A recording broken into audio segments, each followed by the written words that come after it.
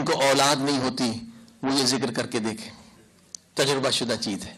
کئی جگہوں پر ہم نے بتلایا، لوگوں نے عمل کیا، خدا نے جبکہ ڈاکٹروں نے لا علاج کر دیا تھا، اللہ نے اپنے ذکر کے صدقے میں انہیں اولاد عطا کی۔ کراچی میں بھی اور ہندو کی طرف بھی کئی مومنین آئے، دوسرے سال بچہ لے کر آئے کہ مولانا گزشتہ سال آپ نے بتایا تھا یہ نسخہ، ہم نے عمل کیا، اللہ نے ہمیں فرزند دیا۔ کیا نسخہ ہے؟ امام حسن مجتبیٰ کا نسخہ۔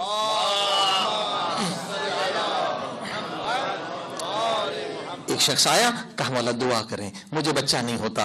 امام نے کہا تو بھی اور تیری بیوی بھی روزانہ وضو سے رہیں، چلتے پھرتے کام میں مشغول رہیں، مگر دن اور رات میں 7000 مرتبہ استغفر اللہ ربی واتوب الیہ پڑھیں۔ اے خدا میرے گناہ بخش دے، یعنی دنیا بھی آباد ہو جائے گی، آخرت بھی آباد ہو جائے گی۔ 7000 مرتبہ دونوں مشغول رہیں۔ وہ کہتا ہے ہم کو اتنا آخر وہ مزہ آنے لگا، لذت مل گئی کہ پہلے ایک بیٹے کے لیے ترستے تھے، اللہ نے ذکر کے صدقے میں ہمیں 10 بیٹے عطا کیے۔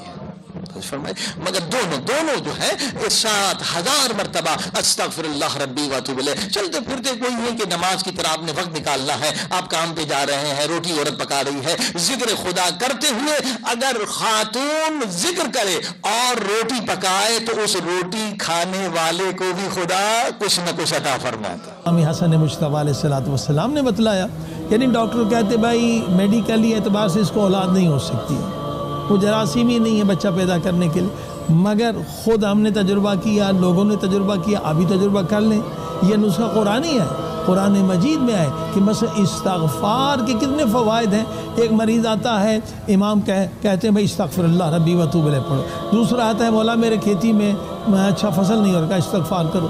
اس طرح سے الگ الگ مشکلات ہیں، مولا سب کا علاج استغفر اللہ استغفار سے دیتے۔